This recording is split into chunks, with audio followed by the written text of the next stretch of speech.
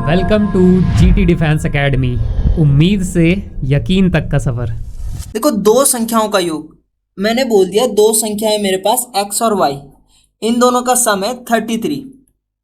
अब अंतर, तो अंतर के लिए माइनस, मतलब x minus y. x minus y मेरे पास 7 है। बोलो मेरे प्यारे साथियों, हाँ या ना। देखो, अब देखो, ये प्लस का y है, ये माइनस का y, दोनों आपस में कैंसिल हो जाएंगे जोड़ने पर। हम बचपन में करते थे इक्वेशन 1 इक्वेशन 2 दोनों समीकरण को जोड़ने पर, तो वहां तो हमें इसके 7-8 नंबर मिलते थे, 5-6 नंबर मिलते थे, इसलिए डिटेल करते थे।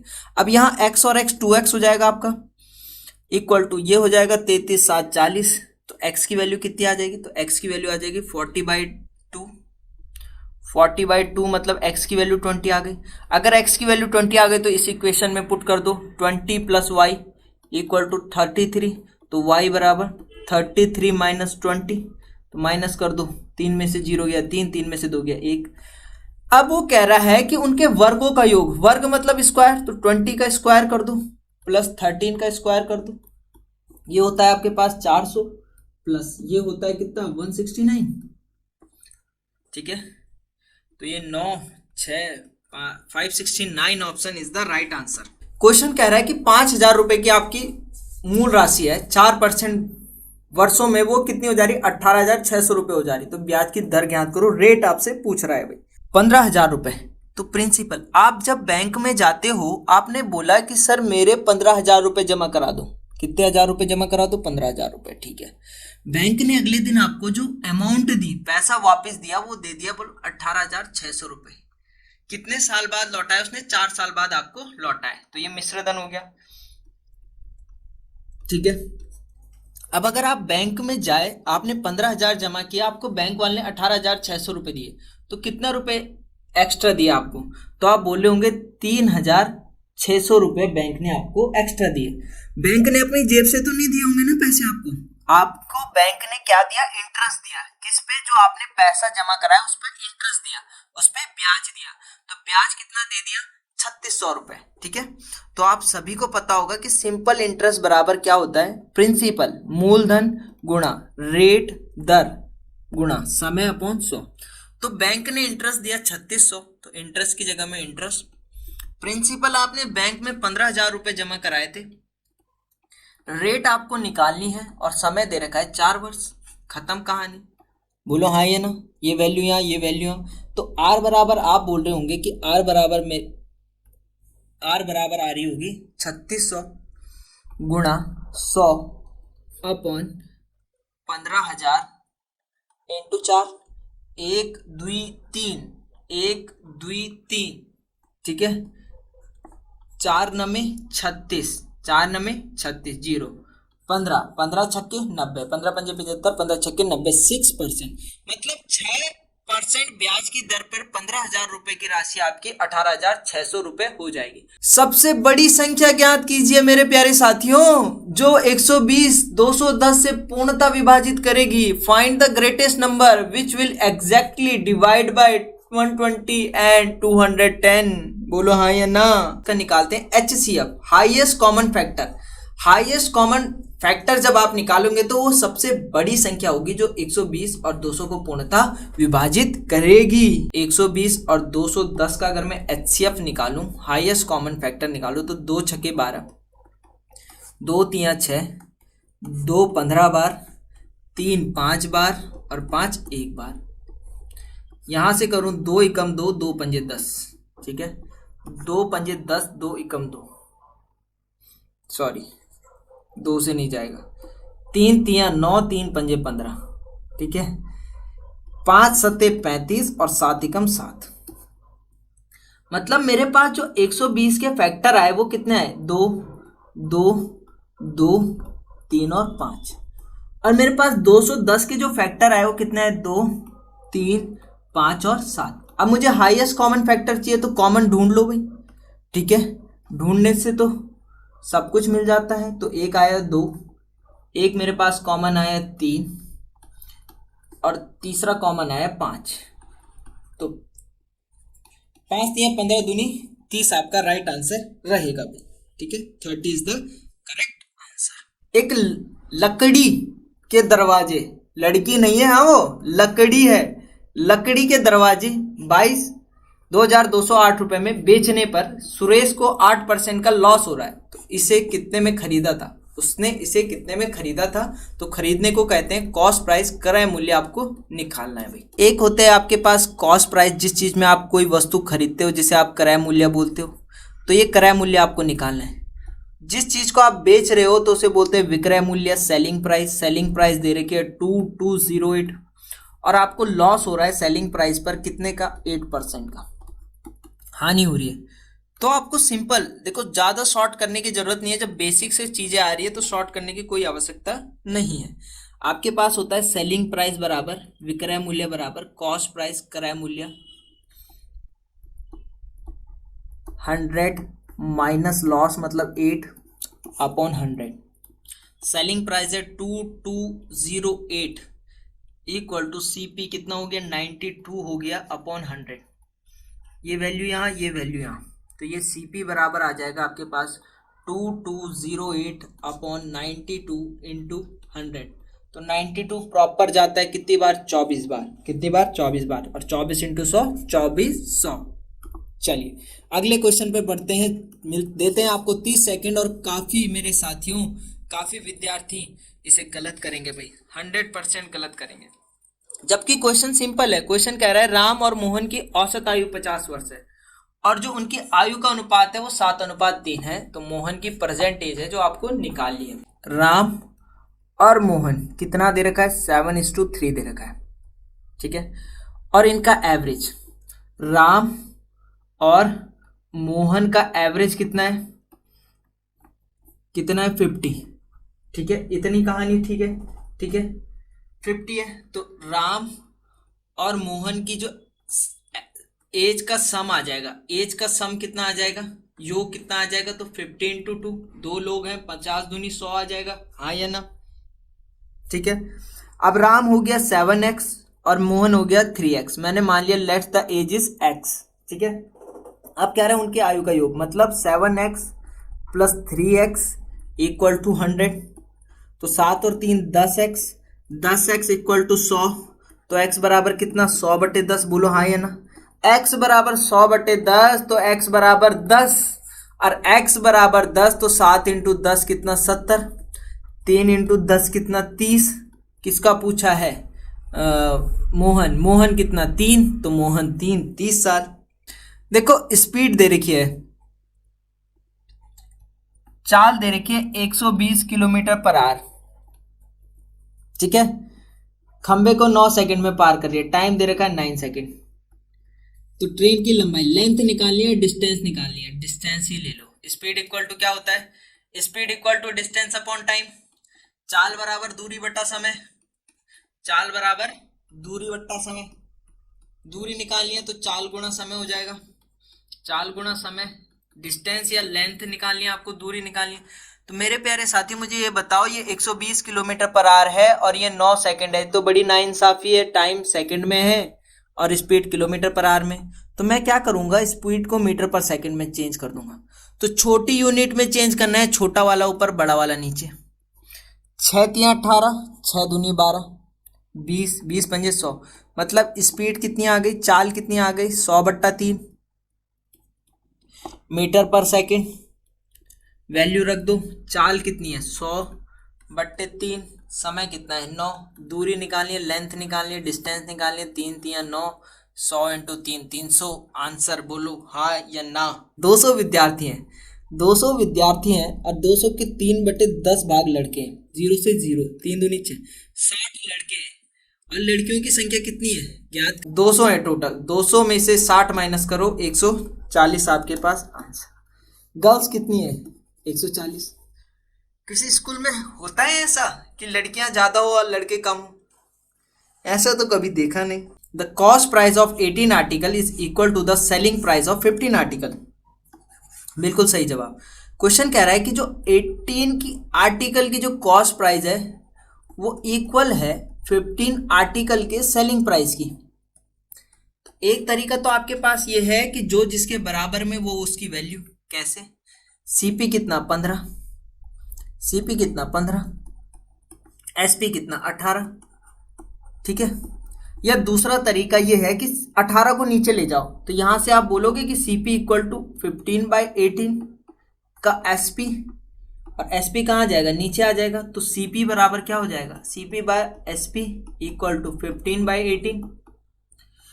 कोई चीज आप 15 की खरीद रहे हो मेरे प्यारे साथियों, मुझे ये बताओ, आप 15 की चीज खरीद रहे हो, 18 की बेच रहे हो, तो आप कितने रुपए का प्रॉफिट पा रहे होंगे, 3 रुपये का प्रॉफिट, बोलो हाँ या ना।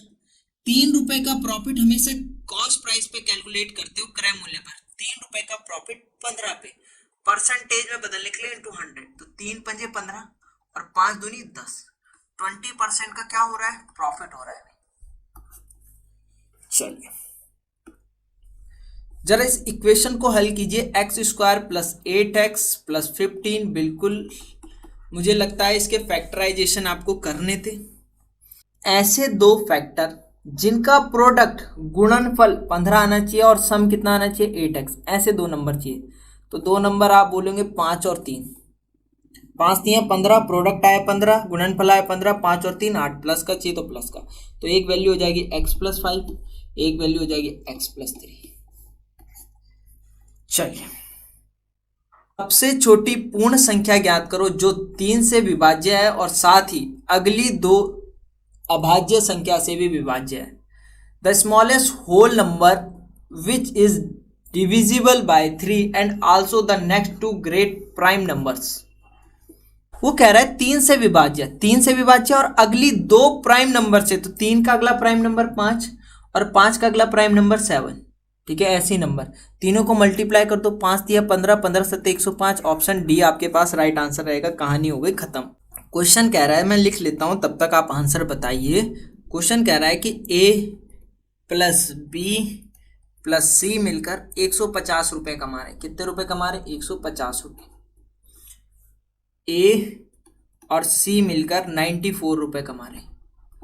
B प्लस C मिलकर 76 रुपए कमा रहे। अगर मैं इन सबको ऐड कर दूं, A plus B plus C plus C को ऐड कर दूं, तो ये मेरे पास पूरी वैल्यू कितनी आ जाएगी, 94 प्लस 76, 6 और 4 10, कैरी 1, 9 और 1 10 और 7 17, 170 रुपए। ये किसकी वैल्यू आ गई, A plus B plus C plus C। अगर मैं इसमें से माइनस कर दूंगा A plus B plus C की वैल्यू, तो मेरे प्यारे साथियों मुझे बताओ, ABC चला जाएगा, ABC चला जाएगा, बचेगा मेरे पास C, तो ये पूरी वैल्यू 170 निकाली, ABC 150 दे रखा है, तो ये पूरा कहानी इसकी खत्म हो गई। तो कहानी खत्म हो गई, बचा C कितना बचा, 20। ठीक है मेरे प्यारे साथियों, तो ऑप्शन बी आपका राइट आंसर रहेगा भाई। फिर से आ गया, वह छोटी से छोटी संख्या ज्ञात करो जो 12 15 20 से विभाज्य है और एक पूर्ण वर्ग भी है। देखो सबसे पहले क्या करो, आप 12 15 और 20 का क्या निकाल दो, एलसीएम निकाल दो, लीस्ट कॉमन मल्टीपल। जब आप इसका लीस्ट कॉमन मल्टीपल निकाल लोगे, 2 6 12, 2 1 2 और 15 एज इट इज, 2 3 6, 2 5 10 और 15 एज इट इज। फिर 3 से कर रहे होंगे, 3 1 3, 3 5 15 और 5 एज इट इज, 5 1 1, मतलब 2 दूनी 4, 3 12, 5 60, मतलब 60 इसका एलसीएम आ गया।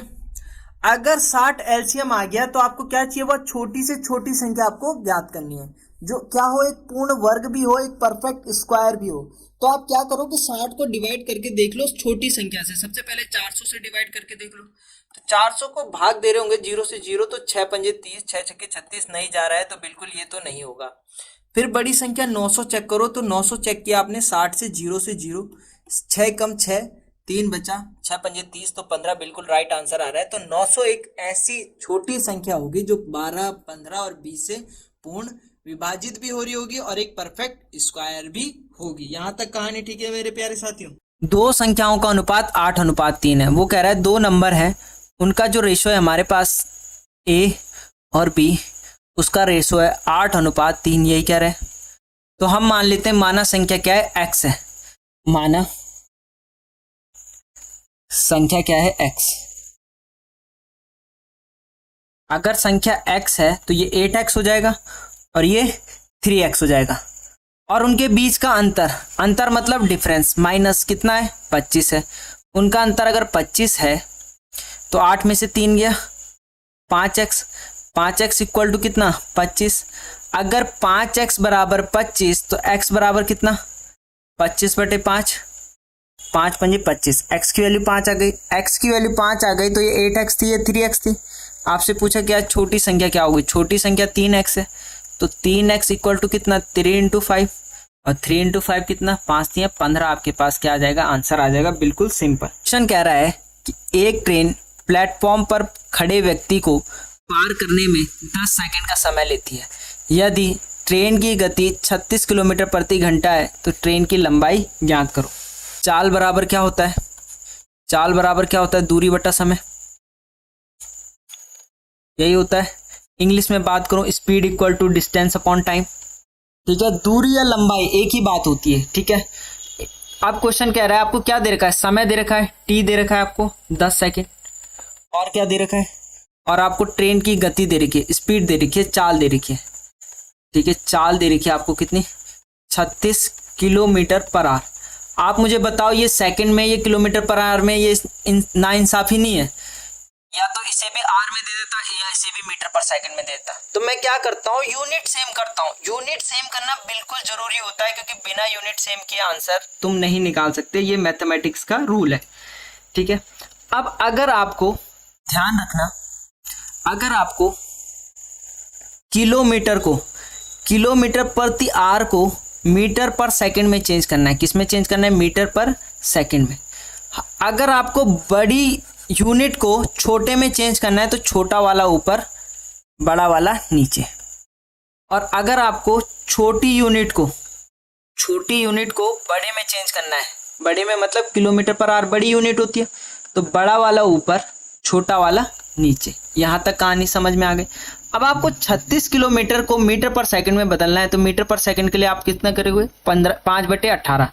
तो आपके पास ये आ गया 36 × 5/18।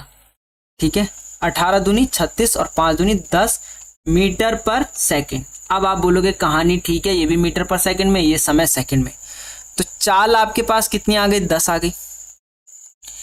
दूरी आपको निकालनी थी या लंबाई आपको निकालनी थी, समय आपके पास 10 है, समय आपके पास 10 है, तो ये वैल्यू यहाँ आ जाएगी तो मल्टीप्लाई में आ जाएगी। तो दूरी कितनी आ गई, 10 10 आ गई 100 मीटर। दूरी कितनी आ गई, 100 मीटर। यहाँ तक कहानी ठीक है कि विनोद और आयुष क्रमशः 15 और 20 दिनों में एक काम को कर सकते हैं और वे एक साथ 2100 रुपये कमाते हैं, तो आयुष का हिस्सा ज्ञात करो। ये है विनोद जो है 15 दिन में कर रहा है, और ये है आयुष जो कर रहा है 20 दिनों में। सबसे पहले काम होता है आपका इन दोनों का एलसीएम लेना। 15 और 20 का एलसीएम आएगा 60। ये जो 60 होता है आपके पास टोटल वर्क होता है, क्या होता है, पूरा कार्य। ठीक है, अब हम इफिशिएंसी निकालते हैं यहाँ से, कार्य क्षमता। क्या निकालते हैं, कार्य क्षमता, कि कौन कितने दिन किस इफिशिएंसी से काम कर रहा है। तो देखो, अगर विनोद 15 दिन में 60 काम कर रहा है तो एक दिन में कितना काम करेगा, 4 काम करेगा। बोलो हाँ या ना, एक दिन में 4 काम करेगा कि 15 चक्को 60। विनोद जो है 4 काम पर डे कर रहा है, आयुष 20 × 60 3 वर्क पर डे कर रहा है। ठीक है, ठीक है, और वो कितना रुपए कमा रहे हैं, 2100 रुपए। 4 काम पर डे कर रहा है और आयुष 3 काम पर डे कर रहा है, और टोटल कितना कमा रहे हैं, 2100। तो ये हो जाएगा 4x, ये हो जाएगा 3x, और दोनों कमा रहे हैं 2100 रुपये। दोनों मिलके कमा रहे हैं तो बीच में प्लस 4 और 3 7x हो जाएगा। 7x equal to 2100। अगर 7x इक्वल टू 2100 तो x बराबर 2100/7। बोलो हाँ या ना, तो 7 × 21, x की वैल्यू 300 आ गई। अगर x की वैल्यू 300 आ गई तो आयुष का हिस्सा निकाल दोगे। आयुष कितना है, 3x, तो 3x इक्वल टू कितना, 3 × 300। 3x बराबर कितना, 900 रुपया। ऑप्शन सी आपके पास राइट आंसर रहेगा। बोलो हाँ या ना। सिंपल है, a + b 11 दे रखा है और a × b 10 दे रखा है, तो a - b निकालना है आपको। देखो, इस क्वेश्चन को करने के लिए आपको 2 फॉर्मूले की जरूरत पड़ेगी। आपको सबसे पहला फॉर्मूला पता होना चाहिए, a + b का होल स्क्वायर, जो क्या होता है, a² + b² + 2ab। एक तो इस फॉर्मूले की जरूरत पड़ेगी। आपको a - b निकालना है तो आपको एक और फॉर्मूले की जरूरत पड़ेगी, a - b का होल स्क्वायर, जो क्या होता है, a² + b² - 2ab। इन 2 चीजों की जरूरत पड़ेगी जो मैंने लिख दिया। अब आप मुझे बताओ, आपको a प्लस बी की वैल्यू दी है, किसकी दे रखी है, a प्लस बी की वैल्यू कितनी 11, और आपको a इंटू बी की वैल्यू दे रखी है 10। ठीक है, तो पहले मैंने a प्लस बी का होल स्क्वायर का फॉर्मूला लगाया, a प्लस बी का whole square, a square plus b square plus 2ab। यहां तक कहानी ठीक है, बोल लिया करो हाँ या ना। अब देखो ए बी की वैल्यू दे रखी है 10, तो 2 इंटू 10 यहाँ पे हमारे पास सीधा सीधा कार्यक्रम हो गया। ए प्लस बी की वैल्यू दे रखी है तो 11 का स्क्वायर हो गया, और यहाँ पे हमारे पास बचा ए स्क्वायर प्लस बी स्क्वायर। ठीक है, अब 10 दूनी 20, अगर इस वैल्यू को मैं यहाँ ले जाऊंगा तो इसके साइन चेंज हो जाएंगे, ये हो जाएगा माइनस का 20 प्लस 11 का स्क्वायर होता है 121। बोलो हाँ या ना, equal to a square plus b square. 121 में से 20 किया तो कितना आएगा भाई, 101 आएगा, आएगा नहीं आएगा? देखो कैसे, 121 में से माइनस 20 करो, एक का एक, 2 में से 2 गया 0, 101। ये मेरे पास क्या आ गया, ए स्क्वायर प्लस बी स्क्वायर। अगर मेरे पास ए स्क्वायर प्लस बी स्क्वायर आ गया है तो मैं ये वैल्यू यहाँ पुट कर दूं, ए स्क्वायर प्लस बी स्क्वायर कितना है, 101 है, माइनस 2 इंटू ए बी की वैल्यू 10 है, तो ए माइनस बी का होल स्क्वायर कितना, बोलो 101 माइनस 20। ठीक है, माइनस करो, एक का एक आ गया, 10 में से 2 गया 81। अगर a माइनस बी का होल स्क्वायर बराबर 81, तो यहां से स्क्वायर हटता है तो इधर क्या लगता है, स्क्वायर रूट हटता है, इधर क्या लगेगा, स्क्वायर रूट लगेगा। तो यहां से मैं बोल दूंगा a minus b equal to under root 81, और 81 किसका होता है, तो 9 का होता है। आपके पास आंसर, कार्यक्रम हो गया समाप्त। बोलो हाँ या ना, कहानी ठीक है, समझ में आ रहा है कि 2600 रुपए की राशि कितने प्रतिशत ब्याज की दर से 3 वर्ष में 3146 रुपए हो जाएगी। देखो क्वेश्चन कह रहा है कि 2600 रुपए की राशि, आप बैंक में गए, आपने 2600 रुपए जमा कराए। तो जब भी आप बैंक में कोई धनराशि जमा कराते हो उसे मूलधन कहा जाता है। क्या कहा जाता है, मूलधन, प्रिंसिपल। तो प्रिंसिपल आपने 2600 रुपए जमा कराया, और जब आप बैंक आपको वापस देता है तो आप इंटरेस्ट के साथ आपको मिश्र धन वापस देता है। ठीक है, अमाउंट वापस देता है वो। तो बैंक वाले ने आपको 3146 रुपए वापस किए। अब आप मुझे बताओ, आपने बैंक में 2600 रुपए जमा किया और आपको बैंक ने 3146 रुपए वापस किए, तो बैंक ने फ्री में तो नहीं दिए होंगे ना। बैंक ने आपको जो पैसा आपने जमा कराया था उस पर कुछ ब्याज दिया है, कुछ कितना रुपए इंटरेस्ट में दिया है, कितना रुपए इंटरेस्ट दिया है, तो आप माइनस कर रहे होंगे। तो 6 का 6, 4 का 4 और 31, 11 में से 6 गया 5, 546 बैंक ने आपको सिंपल इंटरेस्ट दिया। कितना रुपया दिया, 546 रुपए बैंक ने सिंपल इंटरेस्ट दिया। और आप सभी को पता होगा कि सिंपल इंटरेस्ट साधारण ब्याज बराबर होता है प्रिंसिपल, मूलधन गुणा रेट, दर गुणा समय अपॉन 100, यही होता है। सिंपल इंटरेस्ट कितना है, 546 है, प्रिंसिपल कितना है, 2600 रुपए, इनटू रेट क्या है, रेट आपको निकालनी है और समय दे रखा है 3 वर्ष। यहां तक कहानी ठीक है, बोलो हाँ या ना। 1 0 1 0 1 0 1 0 कट गया, ये वैल्यू नीचे आ जाएगी, तो यहाँ पे वैल्यू बचेगी 546 अपॉन कितना, 26 इंटू 3। काट दो भाई, 3 से काटोगे, 3 से काटोगे, 3 एकम 3, 2 बच गया 24, 8 3 24, ठीक है, 3 दूनी 6, फिर 13 से काटो, 13 दूनी 26, 13 कम 13, 13 चौको 52, और 2 कितनी बार, 7 बार। 7%, 7% ब्याज की दर से आपका 2600 रुपया 3146 हो जाएगा भाई। कितने साल में, 3 साल में। यहां तक कहानी समझ आई कि एक आयताकार क्षेत्र का क्षेत्रफल, ठीक है, आयताकार क्षेत्र का क्षेत्रफल कितना है, तो वो है आपके पास 836, और इसकी एक भुजा, ठीक है, लेंथ मान लो आपको लेंथ दे रखी है 22 सेंटीमीटर, ठीक है, लंबाई, और आपसे इसका परिमाप पूछ रहा है। तो आपको इस चीज के लिए दो फॉर्मूले की जरूरत होगी। एक तो आपको आयत का क्षेत्रफल पता होना चाहिए, आयत का क्षेत्रफल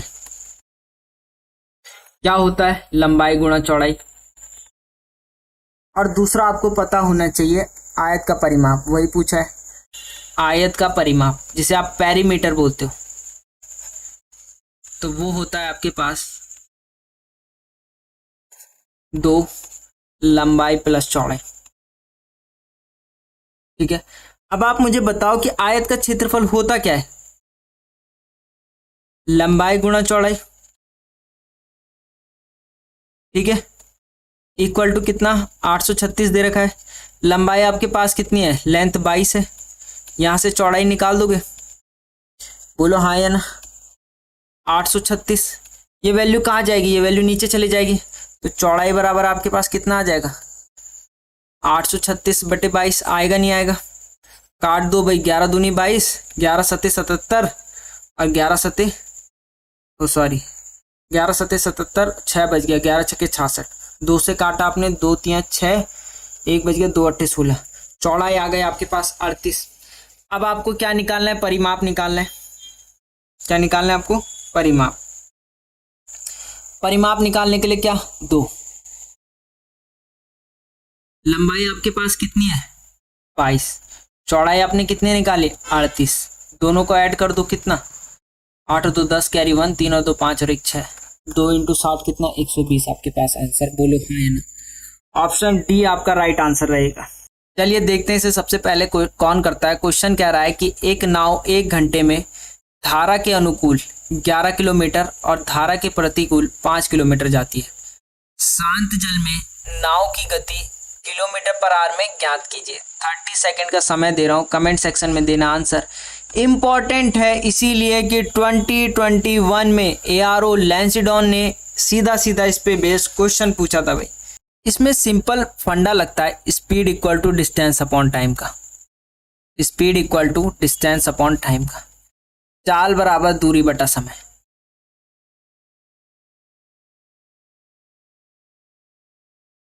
देखो कैसे निकालोगे। आपको बोला एक नाव 1 घंटे में धारा के अनुकूल 11 किलोमीटर चलती है, मतलब धारा के अनुकूल मतलब डाउन स्ट्रीम स्पीड निकालोगे आप। Down stream speed equal to distance कितनी है, 11 किलोमीटर। कितने समय में, 1 घंटे में। 11 किलोमीटर कितने में, 1 घंटे में। तो स्पीड आ गई 11 km/h। ऐसी धारा के प्रतिकूल मतलब अप स्ट्रीम स्पीड, धारा के अनुकूल मतलब अप स्ट्रीम स्पीड 5 किलोमीटर कितने में, 1 घंटे में। 5 किलोमीटर 1 घंटे में। तो अप स्ट्रीम स्पीड आ गई 5 km/h। अप स्ट्रीम कितनी आ गई, 5 km/h आ गई।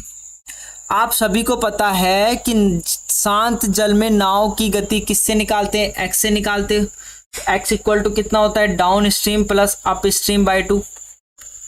डाउन स्ट्रीम स्पीड निकाली आपने 11, अप स्ट्रीम स्पीड निकाली आपने 5/2। तो ये कितना आ गया, 16/2।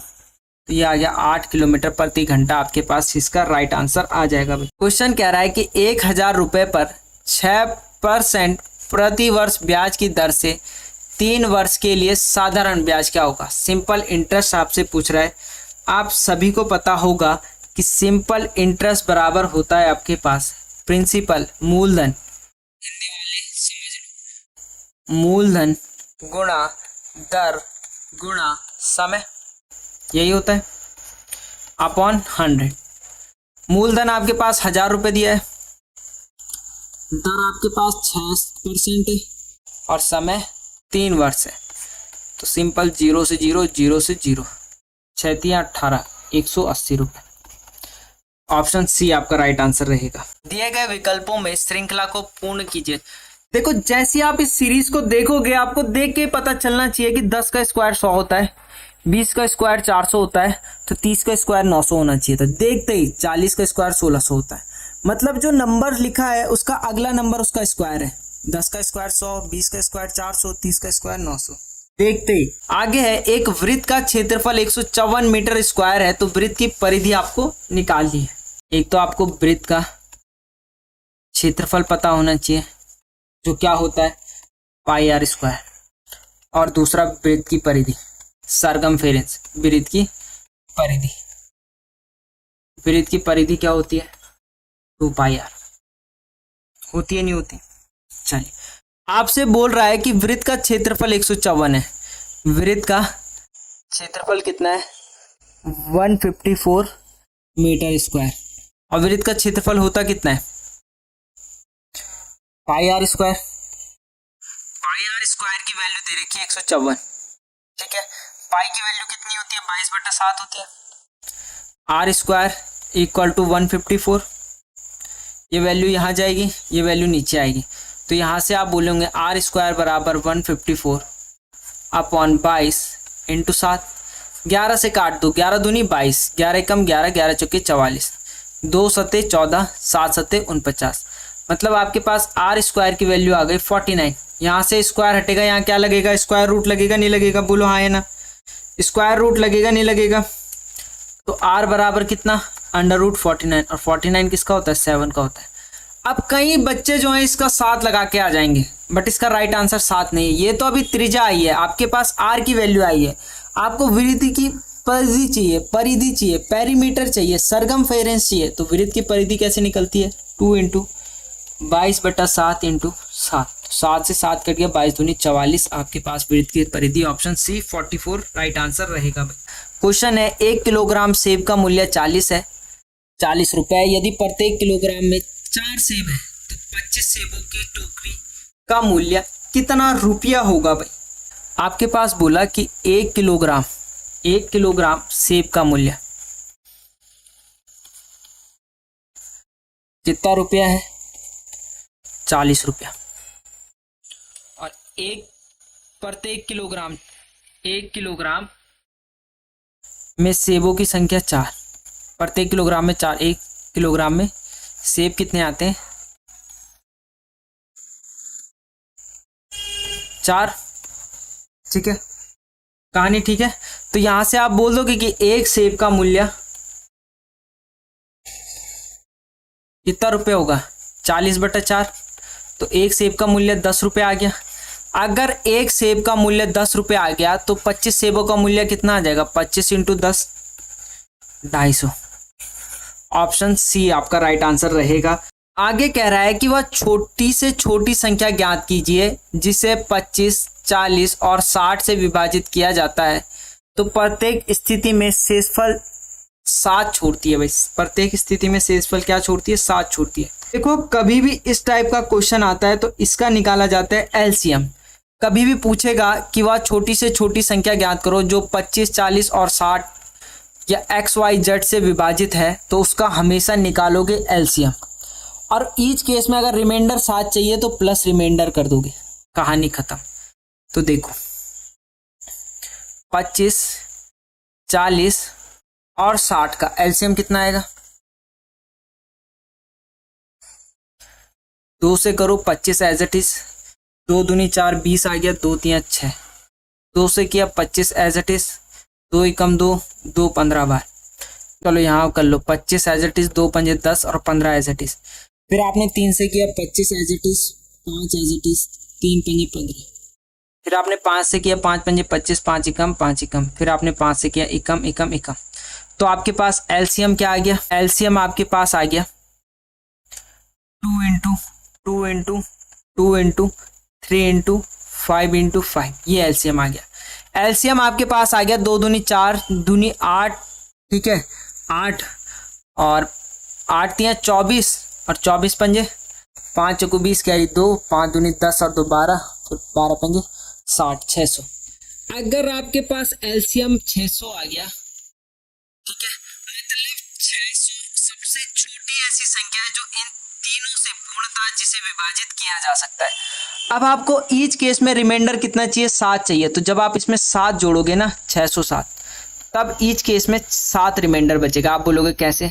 देखो 600 को अगर आप 25 से विभाजित कर रहे होंगे तो ये पूर्णतः चले जाएगा। 5 पंजे 25, 5 एकम 5, कितना बच गया? 1, 5 दूनी 10, चलेगा ना प्रॉपर। बट अगर यही संख्या 607 होगी तो रिमाइंडर आपके पास 7 बचेगा। काट के देख लो भाई 25 से, 25 दूनी 50, 10 बच गया 107, 25 चौको 7, कितना रिमाइंडर बच गया? 7 बच गया ना रिमाइंडर। तो इस तरह से प्रत्येक अवस्था में 7 रिमाइंडर कब बचेगा, जब उसमें आप 7 जोड़ दोगे। तो 607 इसका राइट आंसर रहेगा भाई। आप मुझे बताओ ये इफिशियंसी किसकी आई है, a plus B plus B plus C plus A की आई है, बोलो हाँ या ना। कितनी आई है टोटल, तो आप बोलेंगे 5 4 9 और 3 12 आई है। यहाँ मुझे बताओ 2a है 2b है और 2c है, तो 2 को कॉमन ले लो, 2a प्लस बी प्लस सी कॉमन आ गया मेरे पास, इक्वल टू 12। तो ये वैल्यू नीचे आ जाएगी। तो मेरे प्यारे साथियों मुझे ये बताओ कि a प्लस बी प्लस सी की इफिशियंसी कितनी आ जाएगी, 12/2 कितनी आ गई, 6 इफिशियंसी आ गई। आपके पास फॉर्मूला होता है टाइम बराबर पूरा कार्य अपॉन इफिशियंसी, कार्य क्षमता। मैंने आपको बताया आपके पास टोटल काम 60 है और वो 6 की इफिशियंसी से हो रहा है, तो काम करने में कितने दिन लगेंगे, 10 दिन लगेंगे, बोलो हाँ या ना। ऑप्शन बी आपका राइट आंसर रहेगा भाई, बी आपके पास राइट आंसर रहेगा। अगले क्वेश्चन की तरफ बढ़ते हैं। एक गोले का पृष्ठीय क्षेत्रफल 4 पाई आर स्क्वायर होता है, ठीक है, 4 पाई आर स्क्वायर। क्वेश्चन कह रहा है कि 336 रुपए में एक वस्तु को बेचकर एक आदमी 36 रुपए का लाभ कमाता है। 15% लाभ कमाने के लिए उसे कितने रुपए पर बेचना होगा। 336 रुपए पर बेचने पर, बेचने को कहा जाता है सेलिंग प्राइस, विक्रय मूल्य। क्या कहा जाता है, विक्रय मूल्य। विक्रय मूल्य दिया है 336 रुपए, कितना, 336, और उसे 36 रुपए का लाभ होता है। आप मुझे बताओ कि कोई चीज मैं 336 रुपए की बेच रहा हूं और 36 रुपए का मुझे लाभ हो रहा है, तो मैंने वो कितने में खरीदी होगी, कितने में खरीदी होगी बताओ। तो आप बोल रहे होंगे कि अगर मैंने 336 रुपए में बेची और 36 रुपए का मुझे लाभ हुआ, तो मैंने वो क्रय मूल्य 300 रुपए में खरीदी होगी। जब मैंने 300 रुपए में खरीदी होगी तभी तो मुझे 36 रुपए का लाभ हुआ, तो मैंने उसे 336 में बेचा।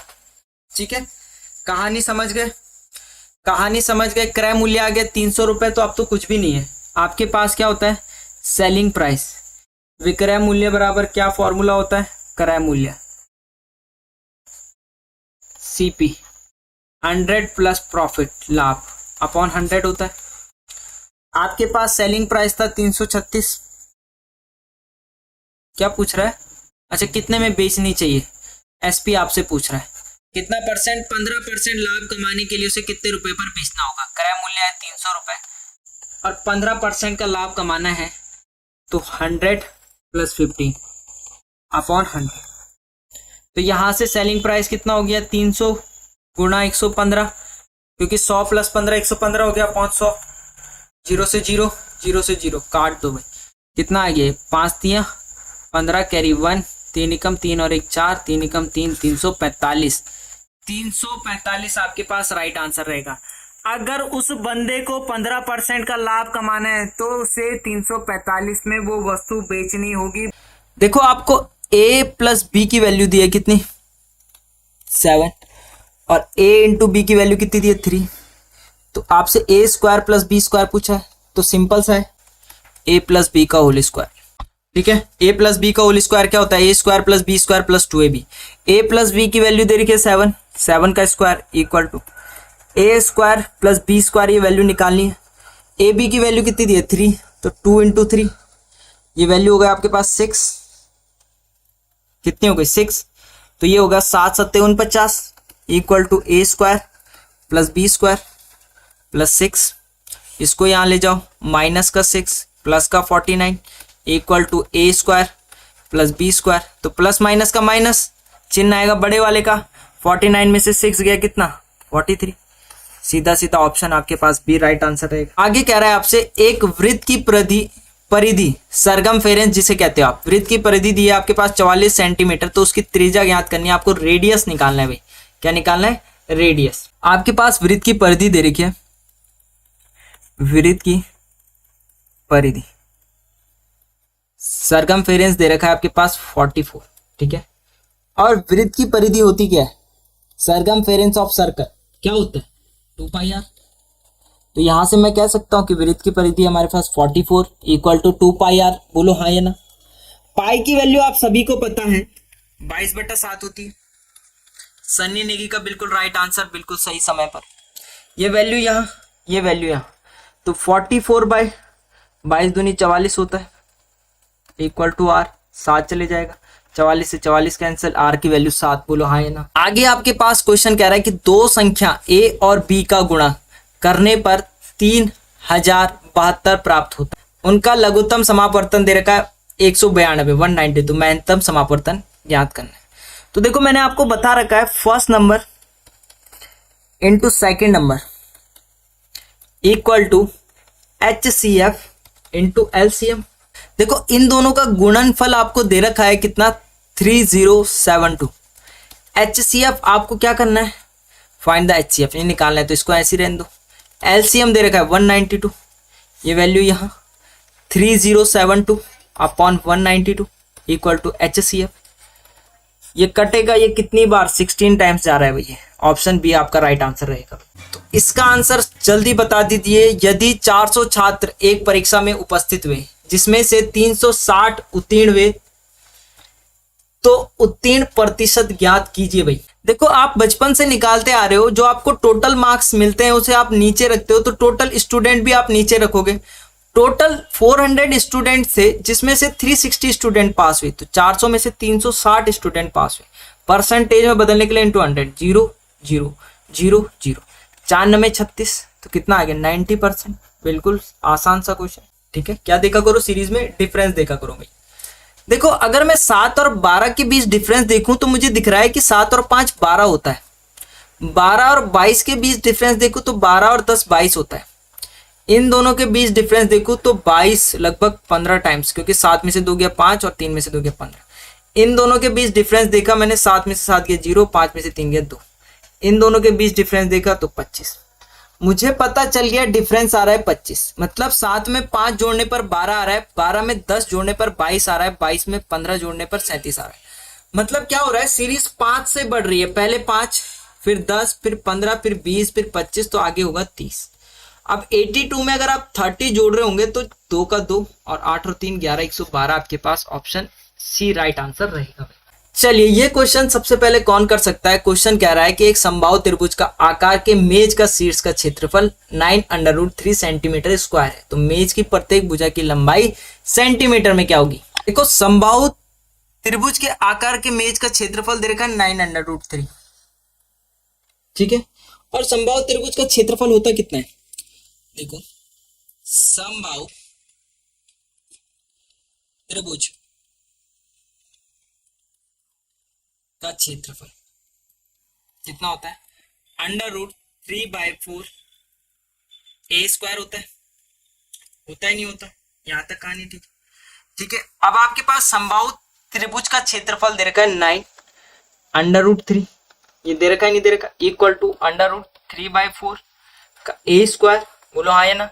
अब मुझे ये बताओ, अंडर रूट से अंडर रूट कट गया, अंडर रूट का 3 कैंसिल हो गया क्योंकि ये नीचे जाना था। अब देखो ये वैल्यू ऊपर जाएगी, 9 चके 36 होती है, इक्वल टू a स्क्वायर। अगर a स्क्वायर बराबर 36, तो यहां से अगर स्क्वायर हटेगा तो यहाँ स्क्वायर रूट लगेगा नहीं लगेगा, बोलो मेरे प्यारे साथियों हाँ या ना। तो यहाँ मैंने स्क्वायर रूट लगा दिया, 36 किसका होता है, तो a की वैल्यू 6 आ गई, बोलो हाँ या ना। ऑप्शन ए बिल्कुल राइट आंसर भाई। एक आयत की लंबाई दे रखी है 16 सेंटीमीटर, और यदि विकर्ण की लंबाई आपके पास 20 सेंटीमीटर है तो आयत की चौड़ाई क्या होगी। ये एक आयत बना लेता हूं, बहुतों को पता नहीं होगा आयत। ये इसमें एक विकर्ण है, डायगोनल है, प्रत्येक भुजा कितने की, 90 की, ठीक है। प्रत्येक भुजा कितने की, आयत के चारों कोण 90 के होते हैं। कितने के होते हैं, 90 के। अब मैं यहाँ पे वैल्यू पुट कर लेता हूं। देखो लेंथ आपके पास दे रखी है 16 सेंटीमीटर, सिंपल सा है। डायगोनल आपके पास दे रखा था, विकर्ण दे रखा है आपके पास 20 सेंटीमीटर, और आपको ये वैल्यू निकालनी है, ठीक है। पाइथागोरस थ्योरम तो आप सबने पढ़ी होगी, तो मैं यहाँ पे पाइथागोरस थ्योरम लगा देता हूँ डायरेक्ट। देखो आपने पढ़ा होगा, इसे आधार बोलते हैं हिंदी में, ठीक है। बेस आपके पास 16 दे रखा था, इसे आप बोलते हो कर्ण, हाइपोटेनस, और इसे बोलते हैं परपेंडिकुलर, ठीक है, लंब। आप सभी को पता है कि कर्ण का स्क्वायर h का स्क्वायर बराबर होता है p का स्क्वायर प्लस b का स्क्वायर। जिसे आप बोलते हो कर्ण का स्क्वायर बराबर लंब का स्क्वायर प्लस आधार का स्क्वायर, यही होता है। अब आपके पास कर्ण दे रखा था कितना 20, तो यहाँ पे मैंने 20 का स्क्वायर लिख दिया। पी आपको परपेंडिकुलर निकालना है, बेस कितना दे रखा था 16 दे रखा था, ये होता है 400। ठीक है, 16 का स्क्वायर कितना होता है भाई, 16 का स्क्वायर 16 15 15 अंक की 225, 16 16 अंक की 256, 16 का स्क्वायर 256 ही होता है शायद, 256। ठीक है, तो प्लस 256। अब ये वैल्यू यहाँ जाएगी तो माइनस में, तो यहाँ से मैं पी स्क्वायर करके डायरेक्ट लिख दूँ। 400 माइनस कर रहे होंगे 256, 10 में से 6 गया 4, 9 में से 5 गया 4, 3 में से 2 गया 144। अगर पी स्क्वायर बराबर 144 तो यहाँ से स्क्वायर हुआ है, यहाँ क्या लगेगा अंडर रूट, क्या लगेगा बोलो मेरे प्यारे साथियों, अंडर रूट। तो p इक्वल टू क्या हो जाएगा अंडर रूट 144, और 144 किसका होता है 12 का। बोलो हाँ या ना, ऑप्शन बी आपके पास राइट आंसर है। 40 किलोमीटर एक वाहन द्वारा अपनी यात्रा 60 घंटे में पूरी की जा सकती है। उसी दूरी को, मतलब जितनी आपके पास डिस्टेंस आएगी उसी दूरी को 5 घंटे में पूरा करना हो तो वाहन की गति क्या होनी चाहिए भाई। देखो आपके पास सिंपल सा फॉर्मूला होता है, speed equal to distance upon time. Speed equal to distance upon time, चाल बराबर दूरी बटा समय। ठीक है, इतनी कहानी। ठीक है, आपको क्या निकालनी है, डिस्टेंस निकालनी है, दूरी निकालनी है। तो डिस्टेंस बराबर क्या हो जाएगा, स्पीड इनटू टाइम, होगा नहीं होगा। स्पीड कितनी है 40 किलोमीटर पर आवर, समय कितना है 7 घंटे 7 आवर, आर से आर कट गया, 7 चक्कू 28, 280 किलोमीटर पर आवर, 280 किलोमीटर आ गई डिस्टेंस, दूरी आ गई। अब ये डिस्टेंस आपको 5 घंटे में पूरी करनी है तो आपके वाहन की गति कितनी होनी चाहिए, तो फॉर्मूला लगा दो। स्पीड कितनी होनी चाहिए, तो डिस्टेंस है 280 और इस 280 किलोमीटर को 5 घंटे में, तो काट लो भाई, 5 या 15, 5 को 20, 5 पंजे 25, 3 बच्चा 5 के 30। आपकी स्पीड होनी 56 kilometre per hour, 56 kilometre per hour. Option b आपके पास राइट आंसर रहेगा। 1200 फलों को 1200 रुपए, 120 फलों को 1200 रुपए में खरीदा जाता है और 180 रुपए प्रति दर्जन की दर से बेचा जाता है, तो लाभ या हानि प्रतिशत क्या होगा, what is the profit and loss percent आपसे पूछा जा रहा है। तो 20 फलों को 1200 रुपए में खरीदा गया, 120 फलों को 1200 रुपए में खरीदा गया और 180 रुपए प्रति दर्जन पर बेचा गया। तो खरीदा तो कॉस्ट प्राइस, तो 120 फ्रूट्स की जो कॉस्ट प्राइस होगी वो कितनी होगी, 1200 रुपए दे रखा है, क्रय मूल्य आप जिसे बोलते हैं। तो एक फ्रूट की निकाल दूंगा मैं, एक फ्रूट्स की कॉस्ट प्राइस कितनी होगी, क्रय मूल्य कितना होगा, तो 1200 बटे 120, 0 से 0 12 कम 12, 10 रुपए आ रही है। एक फ्रूट्स की कीमत 10 रुपए आ गई। अब वो कह रहा है कि 180 रुपए प्रति दर्जन। आप सबको पता है कि एक दर्जन में 12 केले होते हैं या 12 फल होते हैं। ठीक है, तो 180 रुपए प्रति दर्जन। ठीक है, तो एक दर्जन में 12 केले, तो 180 रुपए में कितने, तो एक फ्रूट की सेलिंग प्राइस कितनी आ जाएगी, एक फ्रूट की सेलिंग प्राइस कितनी आ जाएगी, एक दर्जन में 12 केले तो 180 बटे 12, काट दो 12 कम 12, 6 बज गए 12 पंजे 60, 15 रुपए। आप मुझे बताओ मेरे प्यारे साथियों, आप 10 रुपए में खरीद रहे हो, 15 रुपए में बेच रहे हो, कितने रुपए का प्रॉफिट, 5 रुपए का प्रॉफिट। किस पे, कॉस्ट प्राइस पर 10 रुपए पे। परसेंटेज में बदलने के लिए 200, 0 से 0 कट गया, 5 10 की कितना 50% आ गया। ऑप्शन आपके पास बी। 4% प्रति वर्ष साधारण ब्याज की दर से निवेशित किए जाने पर 8000 रुपए की राशि कितने वर्षों में 16 रुपए का ब्याज अर्जित कर लेगी भाई। 4% है। प्रिंसिपल कितना है, प्रिंसिपल 8000 रुपए, कितने वर्षों पर 1600 रुपए, तो इंटरेस्ट है कितना 1600 रुपए। 4% रेट कितनी है 4%। ठीक है, और क्या दे रखा है आपको, साधारण ब्याज की दर से। ठीक है, तो SI इक्वल टू क्या होता है, P into R into T upon 100। Simple interest दे रखा है आपको कितना 1600 रुपए, प्रिंसिपल ₹1000। रेट है 4%। टाइम निकालना है, बिल्कुल आसान सा क्वेश्चन। 0 से 0, 0 से 0, 0 से 0, 8 दूनी 16, 20 और ये 4 नीचे चले जाएगा, 20/4 इक्वल टू टाइम। तो 4 पंजे 20, 5 साल में वो रुपया इतना हो जाएगा भाई। एक क्रिकेटर का 9वीं पारियों के बाद 49 रन का औसत था और अपनी 10वीं पारी पर वो 52 रन का औसत प्राप्त करने के लिए कितने रन उसे बनाने होंगे। देखो 9 पारियों का सम कितना आ जाएगा, तो 9 इंटू 49, 9 इंटू 49 कितना, 9 नंबर 81, कैरी 8, 9 चौको 36 और 36 और 8 46, मतलब 441 हो गया। 10वीं पारी में कितने मार रहा है, 52 मार रहा है, तो 520 हो गया। माइनस कर दो, कितने रन मारने होंगे, वो आपके पास आंसर आ जाएगा। जब आप इसे माइनस कर रहे होंगे तो ये आपके पास आ रहा है कितना, 10 में से 1 गया 9 और कितना, ये 79। ऑप्शन डी आपके पास राइट आंसर। 225 मीटर एक लंबी ट्रेन 475 मीटर लंबे प्लेटफॉर्म को 14 सेकंड में पार करती है। ट्रेन की गति ज्ञात कीजिए। क्या करना है आपको, ट्रेन की गति आपको ज्ञात करनी है। ट्रेन कितनी लंबी है, तो ट्रेन है 225 मीटर। प्लेटफॉर्म कितना है, तो प्लेटफॉर्म 475 मीटर लंबा है। ठीक है, ये ट्रेन है 225 मीटर, ये प्लेटफॉर्म है 475 मीटर, तो टोटल डिस्टेंस कितनी आ जाएगी, दोनों ऐड हो जाती है, प्लेटफॉर्म और ट्रेन दोनों क्या हो जाएगी, ऐड हो जाएगी। तो 225 और 475 को ऐड कर रहे होंगे, 5 5 10, कैरी 1, 4 7 2 9 और 1 10, कैरी 1 4 2 6 और 7, तो डिस्टेंस आ गई 700 मीटर। डिस्टेंस कितनी आ गई, 700 मीटर। टाइम दे रखा है 1400। Speed equal to distance upon time, चाल बराबर दूरी बटा समय। ठीक है, डिस्टेंस है 700, टाइम है 14, काट दो। अभी मत काटो क्योंकि ये मीटर में है और ये सेकंड में है।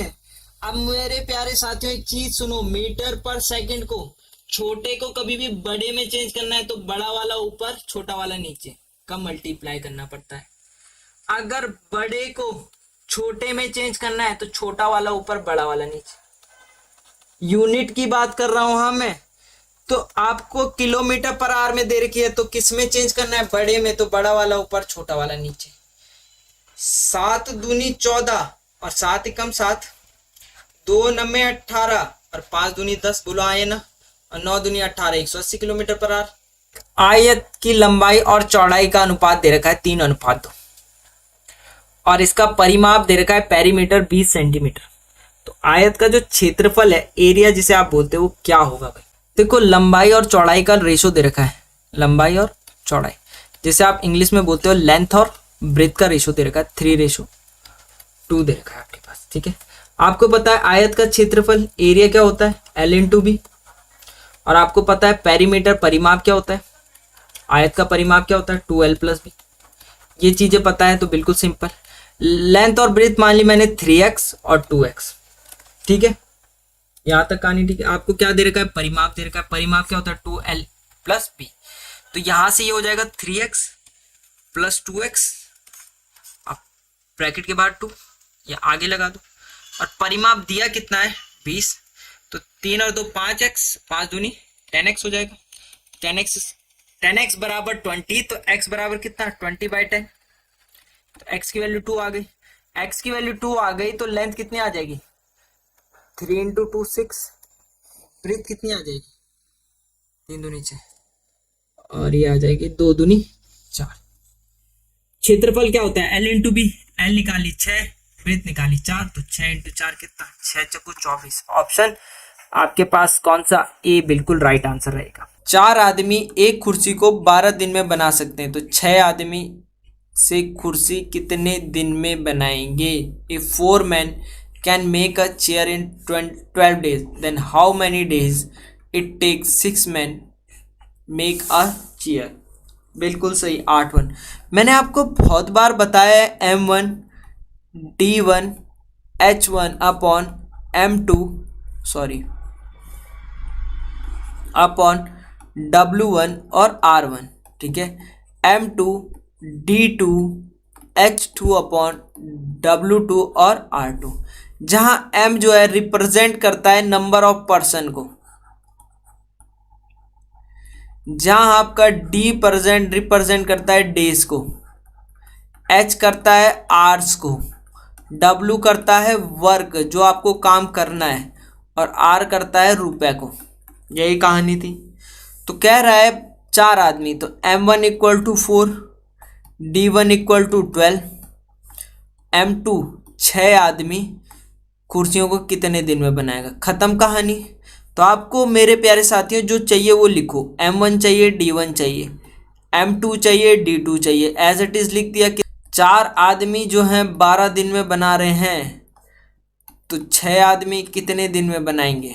बिल्कुल ठीक, 4 इंटू 12/6, 6 दूनी 12, 4 दूनी 8। D2 कितना आ गया, D2 आ गया 4 टू 8 डेज। ठीक है।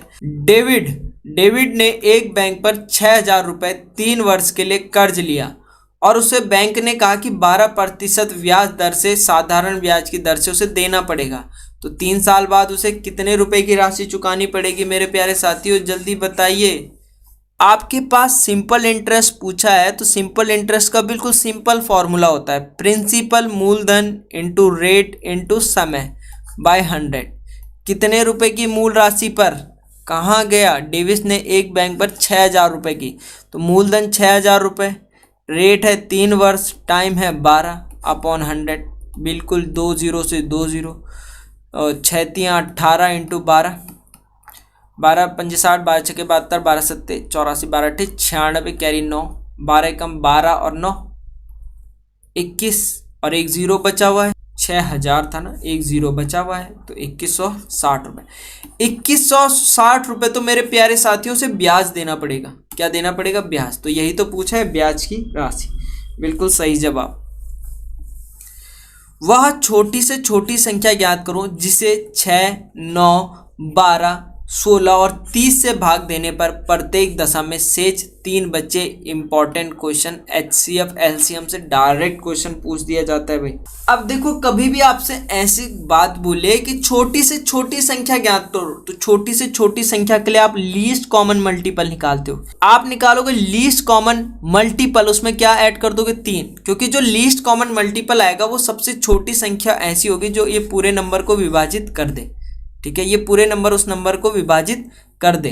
तो 9, 6, 12 और 16 का मैं एलसीएम ले लेता हूं। एलसीएम लेना तो आता होगा मेरे प्यारे साथियों आप सबको।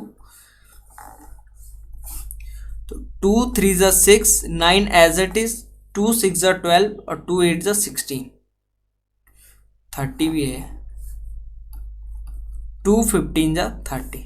फिर हम 2 से करेंगे, स्मॉलेस्ट नंबर से शुरू करते हैं। 2 3 6, 2 चौकू 8, 15 में ज़्यादा नहीं है, एज इट इज़। फिर 2 से करेंगे, 3 as it is, 9 as it is, 3 as it is, 2 दूनी 4, 15 एज इट इज़।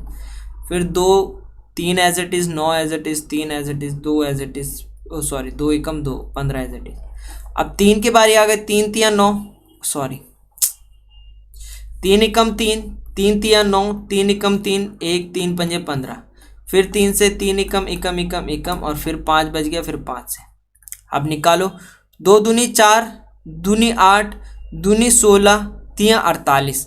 अब 48 का 3 टाइम्स करोगे तो 8 3 24, कैरी 2, 4 3 12 और 2 14, 144। अब 144 का कितना टाइम्स, 5 टाइम्स, 5 4 20, कैरी 2, 5 चौको 20 और 2 22, कैरी 2, 5 एकम 5 और 2 7। तो 720 तो एलसीएम आ गया। तो 720 वह छोटी संख्या है जिसे आप इन चारों नंबर से डिवाइड करोगे ना तो पूर्णतः विभाजित हो जाएगी।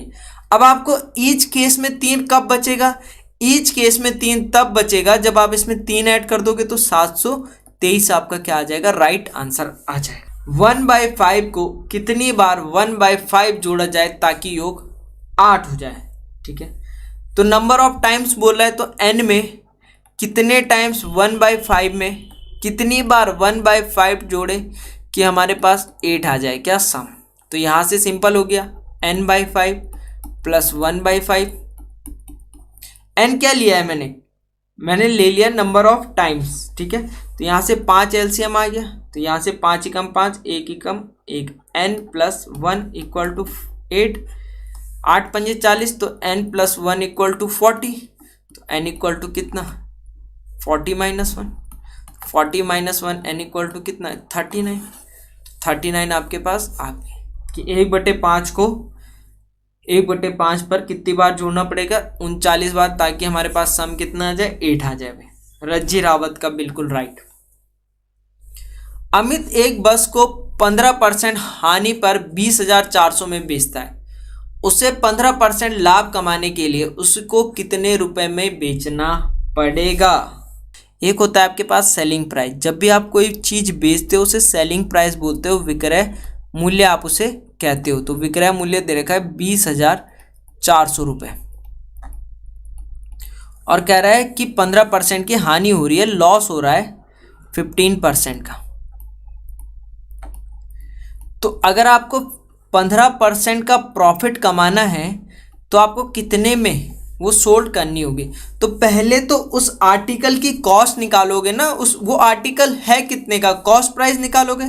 तो सेलिंग प्राइस बराबर आपके पास एक सिंपल फॉर्मूला होता है, सेलिंग प्राइस जिसे आप बोलते हो विक्रय मूल्य। विक्रय मूल्य बराबर होता है आपके पास कॉस्ट प्राइस, क्रय मूल्य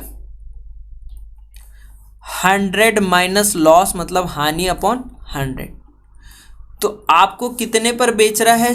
20,400 पर। क्रय मूल्य आपको निकालना है।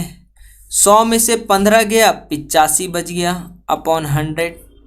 तो ये वैल्यू यहाँ जाएगी, ये वैल्यू यहाँ जाएगी। तो यहाँ से मैं बोल सकता हूँ क्रय मूल्य कॉस्ट प्राइस कितनी आ जाएगी? 20,400 रुपया इंटू 100 अपॉन 85। काट दो, 5 एकम 5, 5 सत्ते 35, 5 दूनी 10, 17 एकम 17, 17 दूनी 34, 17 एकम 17, 3 बच गया, 17 दूनी 34, 2 जीरो बढ़ा तो 1200, 12 दूनी 24, 24 1 2 3। तो कॉस्ट प्राइस कितनी आ गई? 24,000। अगर आपके पास कॉस्ट प्राइस आ गई 24,000 रुपये और 24,000 रुपये में आपको 15% का प्रॉफिट चाहिए मेरे प्यारे साथियों, तो वही फॉर्मूला लगा दो। SP बराबर कितना? CP 100 प्लस 15, फायदा हो रहा है ना। तो बस 24,000 गुणा 115 अपॉन 100। तो काट दो, 1 0 2 0 1 0 2 0, मल्टीप्लाई कर दो अब इसका। ठीक है, क्या कर दो? मल्टीप्लाई। 240 इंटू 115 अगर आप मल्टीप्लाई कर रहे होंगे तो ये आपके पास आ रहा है 27,600। बिल्कुल राइट आंसर भाई। इसको मल्टीप्लाई करोगे तो यही आ जाएगा आपका पास, क्या आ जाएगा? आंसर। 3 संख्याओं का योग 140 है। पहली संख्या दूसरी की 2 गुनी तथा तीसरी की 4 गुनी है, तो दूसरी बड़ी संख्या ज्ञात करो। मैंने बोला 3 नंबर हैं A, B और C। अब देखो मेरे प्यारे साथियों, इसको ढंग से समझना, क्योंकि इस टाइप का क्वेश्चन आजकल एग्जाम में भी देखने के लिए मिल रहा है और काफी विद्यार्थी से गलत करते हैं। जब आपको कुछ ना दिया हो तो C को X मान लो या 1 मान लो। मैंने X मान लिया। आगे कह रहा है कि फर्स्ट, देखो आगे कह रहा है पहली संख्या की दूसरे की 2 गुनी और तीसरे की 4 गुनी है। पहली संख्या दूसरे की 2 गुनी, ठीक है, तो ये 2 गुनी हो जाएगा और तीसरी जो है पहले की 4 गुनी। कहानी ठीक है, कहानी ठीक है। अरे कहीं कहीं विद्यार्थी से x, इसे 4x और इसे 8x बना देंगे भाई, वो गलत होगा। ठीक है, पहला नंबर जो है ट्वाइस है। ठीक है, पहले नंबर क्या कह रहा है? पहली संख्या दूसरी की 2 गुनी, पहली संख्या दूसरे की 2 गुनी तो 2 4x हो जाएगा, और तीसरे की 4 गुनी तो तीसरे की 4 टाइम्स है, तो तीसरे की 4 टाइम्स 4x। ठीक, और इनका सम क्या है? 140। तो बिल्कुल कहानी खत्म। 4x plus 2x plus x equal to 140। तो 4 और 2 7x, 7x रिप्रेजेंट करेगा 140 नंबर को, तो x रिप्रेजेंट करेगा 140/7 को। 7 दूनी 14, x की वैल्यू 20 आ गई। अगर मेरे प्यारे साथियों x की वैल्यू 20 आ गई तो आपसे जो पूछा उससे मल्टीप्लाई कर दो। लार्जेस्ट नंबर पूछा है, तो लार्जेस्ट नंबर क्या है आपका? 4x, तो 4 इंटू 20, 40 दूनी 80 आपके पास आंसर आ जाता। 80 ऑप्शन सी आपका राइट आंसर है। 360 डिग्री का जो कोण होता है उसे कंप्लीट एंगल कहते हैं, संपूर्ण कोण कहते हैं भाई। शहर की जो है जनसंख्या आपकी 64,000 है, जिसमें 10% की वृद्धि हो रही है। 3 वर्ष पश्चात जो है जनसंख्या क्या होगी, ये आपसे क्वेश्चन पूछ रहा है। 3 वर्ष पश्चात मतलब 3 वर्ष बाद, ठीक है, आफ्टर 3 ईयर। तो अगर आपसे पूछे कि n वर्ष बाद जनसंख्या, तो आपके पास फॉर्मूला होता है वर्तमान पॉपुलेशन, वर्तमान जनसंख्या, present population into 1 plus R upon 100 और number of times. Present population दे रखी है 64,000 इंटू 1 प्लस रेट 10% से बढ़ रही है। कितने साल बाद? 3 साल बाद। या तो आप 100 एकम 100 110 भी कर सकते हो, बट आप इसे डायरेक्ट काट दो तो आसान होगा। 10 एकम 10 और 11, ये हो जाएगा 64,000। 3 साल है तो 11/10 इंटू 11/10 इंटू 11/10। 1 0 2 0 3 0 1 2 3 64 इंटू 11 का क्यूब होता है 1331। डायरेक्ट 121 मल्टीप्लाई करोगे 1331 आपके पास आएगा। अब इसे मल्टीप्लाई कर दो। देखो काफी विद्यार्थी कैलकुलेशन में गड़बड़ करते हैं भाई, कॉन्सेप्ट उन्होंने सीखे रहते हैं बट कैलकुलेशन में 4 एकम 4 4 3 12 कैरी 1 4 3 12 और 1 13 कैरी 1 4 एकम 4 और 1 5। फिर करो 6 एकम 6 6 3 18 कैरी 1 6 3 18 और 1 19 6 एकम 6 और 1 7। जोड़ दो 4 4 6 और 2 8 8 और 3 11 कैरी 1 9 और 1 10 और 5 15 कैरी 1 7 और 1 8 85184 आपका राइट आंसर रहेगा। एक्स और वाई की परसेंट आयु का रेशियो दे रखा है 3:4 और 5 वर्ष पहले इनकी आयु थी 5:7। तो वाई की वर्तमान आयु ज्ञात करो। तो देखो आपके पास 3 और 4 रेशियो दे रखा है, मैंने माना ले लिया कि let's the age is x, तो ये 3x हो जाएगा और ये 4x हो जाएगा रेशियो में। 5 वर्ष पहले तो -5 और -5 जो रेशियो थे आपके पास क्या थे 5:7। खत्म कहानी। क्रॉस मल्टीप्लाई यहाँ, क्रॉस मल्टीप्लाई यहाँ। 7 3 21x 5 7 35 इक्वल टू 5 चक्कू 20x माइनस 5 पंजे 25। अब देखो यहां से इसको इधर ले जाओगे, इसको इधर ले जाओगे तो यहाँ पे से आपके पास बचेगा x। इसको इधर ले जाओ या इसको इधर ले जाओ, x की वैल्यू आपके पास 10 आ जाएगी। x की वैल्यू 10 आएगी तो क्या पूछा है? x ही पूछा है। ठीक है, x और y लिए थे ना नंबर, तो 3x 3 इंटू 10 कितना 30 है। दो संख्याओं का योग 40 है, तो दो नंबर्स हैं आपके पास x प्लस वाई, इनका सम जो है 40 है और जो इनका डिफरेंस है x माइनस वाई कितना है 4 है। तो इनका रेशियो ज्ञात करना है। तो y से y कैंसिल कट गया, x और x 2x 4 और 4 44, तो x बराबर कितना 22। x बराबर 22 तो y बराबर निकाल दो, तो x बराबर 22 इक्वेशन पहले में पुट कर देता हूँ 22 प्लस वाई इक्वल टू 40, तो y equal to 40 minus 22। 40 minus 22 कर रहे होंगे तो 10 में से 2 गया 8, 3 में से 2 गया 1 18, तो 22 और 18 का रेशियो निकाल दो। 2 कम 2 2 कम 2 दोनों में 18 11 रेशियो 9 ऑप्शन आपके पास B is the right answer रहेगा।